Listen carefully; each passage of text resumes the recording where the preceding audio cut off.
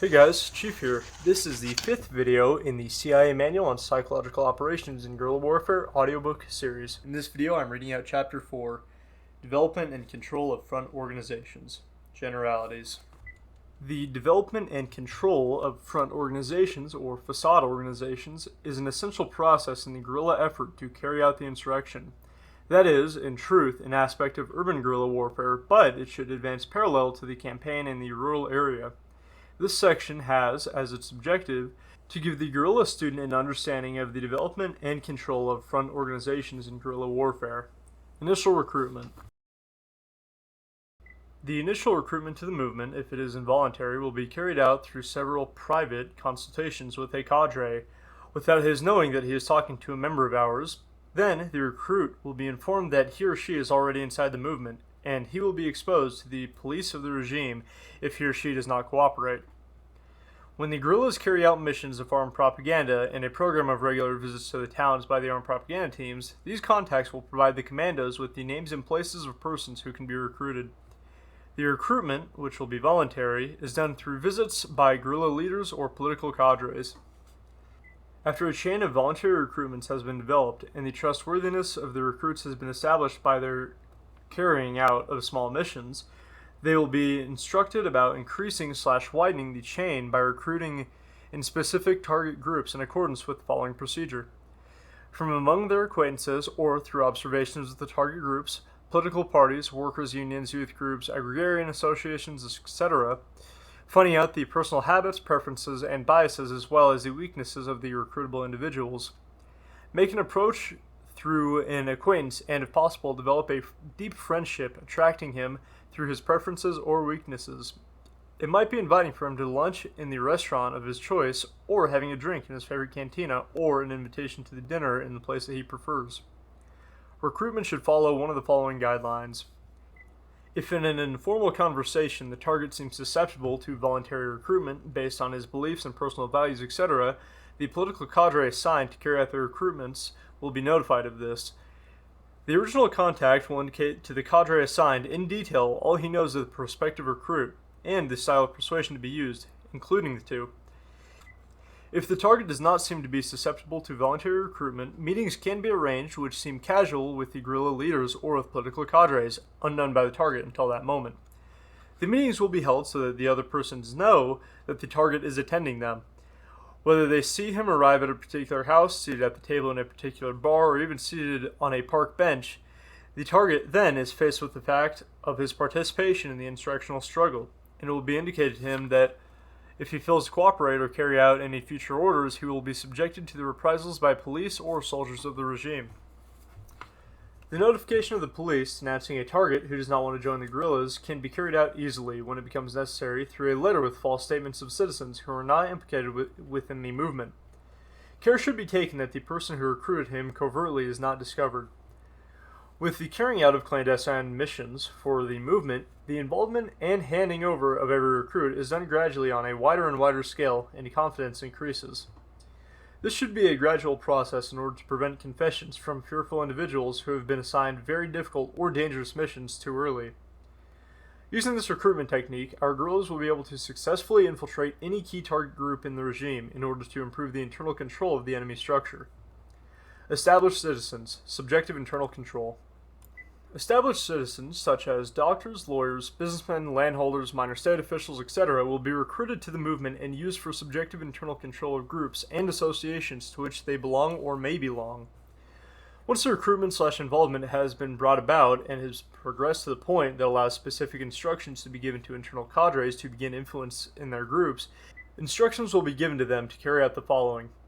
The process is simple and only requires a basic knowledge of Socrates' dialect, that the knowledge is inherent to another person or the established position of a group, some theme, some word, some thought related to the objective of persuasion of the person of change in our recruitment.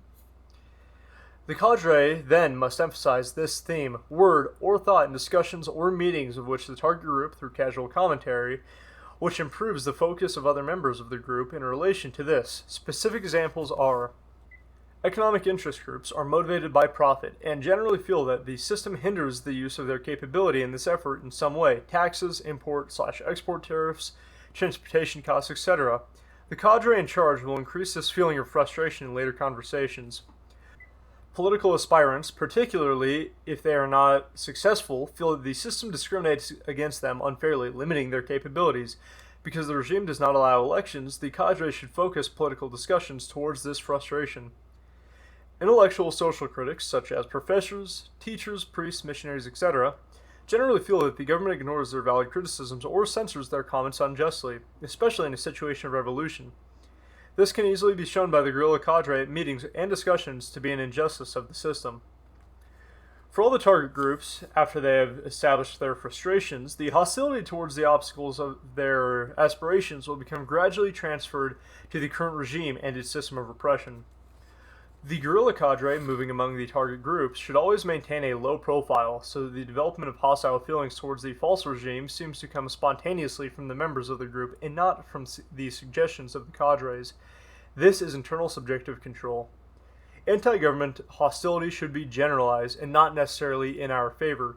If a group develops a feeling in our favor, it can be utilized, but the main objective is to precondition the target groups for the fusion in mass organizations later in the operation, when other activities have been successfully undertaken. Organizations of cells for security. Internal cadres of our movement should organize into cells of 3 persons, only one of them maintaining outside contact. The cell of 3 persons is the basic element of the movement, with frequent meetings to receive orders and pass information to the cell leader. These meetings are also very important for mutually reinforcing the members of the cell, as well as their morale.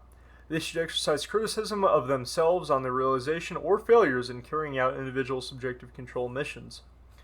The coordination of 3-member cells provides a security net for the reciprocal communication, each member having contact with only an operational cell. The members will not reveal at the cell coordination meetings the identity of their contact in the operational cell. They will reveal only the nature of the activity in which the cells are involved. For example, political party work, medical association work, etc. There is no hierarchy in cells outside of an element of coordination, who is the leader, who will have direct but covert contact with our guerrilla commandante in the zoner operational area. The previous diagram does not indicate which new operational cells is the limit, but it indicates that for every 3 operational cells, we need a coordination cell. Fusion in a cover organization. The fusion of organizations recognized by the government, such as associations and other groups, through internal subjective control, occurs in the final stages of the operation, in a tight connection with the mass meetings. When the guerrilla armed action has expanded sufficiently, armed propaganda missions will be carried out on a large scale. Propaganda teams will have clearly developed open support of the institutions. The enemy system of target groups will be well infiltrated and preconditioned. At the point at which mass meetings are held, the internal cadres should begin discussions for the fusion of forces into an organization. This organization will be a cover source of our movement. Any other target group will be aware that other groups are developing greater hostility to the government, the police, and traditional legal bases of authority. The guerrilla cadres in that group, for example, teachers, will cultivate this awareness, building and making comments such as so-and-so, who is a farmer, said that the members of his cooperative believe that the new economic policy is absurd, poorly planned, and unfair to the farmers. When the awareness building is increased, in the sense that other groups feel hostility towards the regime, the group discussions are held openly, and our movement will be able to receive reports that the majority of their operatives are united in common, greater hostility towards the regime. This will be developed, and the order to fuse/join will come about. The fusion into a cover organization is carried out thusly. Internal cadres of our movement will meet with people such as presidents, leaders, and others at organized meetings chaired by the group chief of our movement. 2 or 3 escorts can assist the guerrilla cadre if it becomes necessary. Publish a joint communique on this meeting announcing that the creation of the cover front, including names and signatures of participants and names of the organizations that they represent. After releasing this communique, mass meetings should be initiated, which should have as the goal destruction of governmental control. Conclusions. The development and control of the cover organizations in a guerrilla war will give our movement the ability to create the whiplash effect within the population when the order for fusion is given. When the infiltration and internal subjective control have been developed parallel with other guerrilla activities, a democratic guerrilla commander will literally be able to shake up the government structure and replace it. Okay, well, that was a very short chapter there. Just to recap: generalities, initial recruitment, established citizens, subjective internal control, organization of cells for security, fusion in a cover organization, and conclusions. A few things to note before I get into my actual thoughts. This one also had really bad grammar and just writing. I mean, there were some sentences that I think were copy and pasted into the wrong part. It is probably good to note that the one on screen, the book on screen, is not what I'm reading. I'm reading the blue cover edited by A.M. Nagy, though I think it should be fine either way. There are a few things to go into here. I think recruitment is good, but also very difficult, especially in a society where everybody's afraid of feds. And I've gone over this time and time again, whether it's in my live streams or in discussions. I've probably referenced it in this series as well, but if you have common sense, you can avoid feds. Know what a honeypot is and the thought behind that. Initial recruitment, I think the only thing that you should be weary about is turning people over to the police. I think that should be a last idea, because we live in such a modern day where they're probably going to be able to find you if they turn you over to the police and use that guy as a key witness. So again, not to spook you, but be smart with who you would, in theory, try to recruit. Of course, not advocating for violence, breaking the law, or overthrowing governments here. I think what it was saying about just being a human, like being good friends with them, especially going back to the previous chapter where it was talking about primary and secondary groups being friends, family, and like associates, then the secondary being churches and stuff like that. It's good to get in that primary group, not even for an ulterior motive, but I'm just reading back through here. I think it's good to point out that everybody's affected, whether it is the peasant, the people with economic interests, political aspirants, teachers, everybody, because it gives everybody a reason to fight beyond wanting to. It's like, oh wait, this actually genuinely affects me. It's something that if I blink, I can go back and say, well, I'm a peasant, dude. They're trying to take my land and give me no voice. Of course I want to fight. Organization of cells for security. We touched on this maybe 2 or 3 videos ago. I think this is a good idea of having small cells, and I think that is the area where guerrilla warfare is most applicable, is just having 2 or 3 man cells, and maybe 3 of those, I'm thinking for my town, but within a given location, having those separated so they can't not kill each other, but they can't hold each other liable in a court of law, stuff like that, because they don't really know each other, but they still have the same common goal. This is one place where I think the internet would really excel. If you know there are people like this in your state or across the country, you're able to become united on thought, especially if there's actually a catalyst point, kind of like it describes here. They say a point of fusion, but in my opinion, a catalyst point, then all these groups will actually go and do stuff. But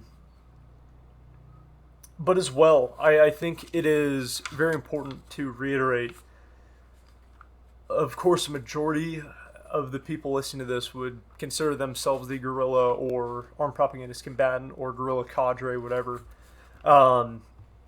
But it's good to have the local populace supporting you, not within the means of picking up arms and going to fight necessarily, though that can be good. But as well having the support structure for logistics and just letting people know you're human, you're out there, and you are just like them, nothing special. Because at the end of the day, truly that's what it can be boiled down to. As always, let me know if there is anything in the comments that you thought in regards to this chapter. The next chapter is Control of Mass Concentrations in Meetings, which, as I can remember, is actually a really good chapter. As well, in the end of this book, I think we'll have the most usable face-to-face persuasion techniques, because it talks about slogans and mottos a lot more in detail, and it's not boring because you can really relate it back to your everyday and understand stuff from it. Cool chapter, pretty short. I like that. I think the next chapter is also. I'm just flipping through right now. Yeah, that's pretty short. About the same. So, thank you guys for watching. God bless. Train hard, fight hard.